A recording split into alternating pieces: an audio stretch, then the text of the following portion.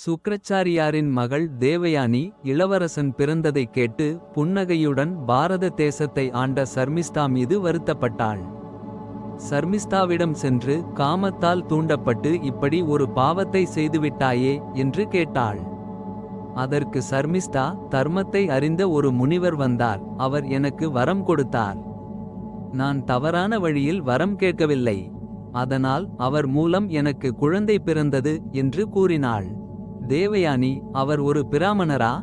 அவர் பெயர், கோத்திரம் போன்ற விவரங்களை சொல்ல முடியுமா என்று கேட்டாள்.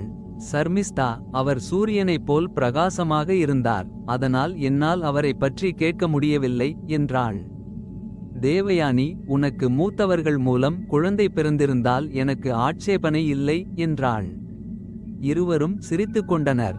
தேவயானியின் உண்மையை அறிந்தவளாக பார்கவி வீட்டிற்கு சென்றாள்.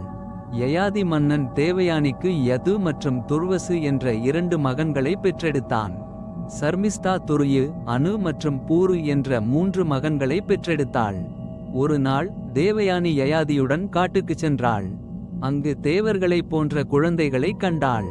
இவர்கள் யார் குழந்தைகள்? அவர்கள் உன்னைப் போலவே இருக்கிறார்கள் என்று கேட்டாள்.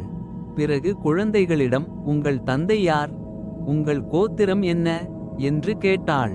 அவர்கள் யயாதியையும் சர்மிஸ்தாவையும் தங்கள் தாய் என்று காட்டினார்கள். குழந்தைகள் யயாதியிடம் சென்றார்கள். ஆனால் அவர் அவர்களை ஏற்றுக்கொள்ளவில்லை. அவர்கள் சர்மிஸ்தாவிடம் சென்றார்கள். குழந்தைகளின் அன்பைக் கண்ட தேவயானி சர்மிஸ்தாவிடம், நீ ஏன் எனக்கு துரோகம் செய்தாய் என்று கேட்டாள்.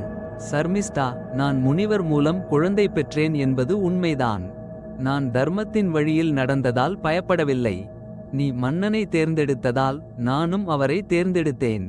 கணவன் ஒரு தோழனை போன்றவன். நீ எனக்கு மூத்தவள், பிராமணி. அதனால் நீ எனக்கு பூஜ்யமானவள். உன்னைவிட ராஜரிஷி பூஜ்யமானவர் என்பதை நீ அறிய மாட்டாயா என்று கேட்டாள். தேவயானி கோபத்துடன், நீ எனக்கு துரோகம் செய்துவிட்டாய். அதனால் நான் இங்கே இருக்க மாட்டேன் என்று கூறிவிட்டு கண்ணீருடன் தன் தந்தையிடம் சென்றாள். யயாதி அவளை சமாதானப்படுத்த முயன்றான். ஆனால் அவள் கேட்கவில்லை. அவள் தன் தந்தையிடம் நடந்ததை கூறினாள்.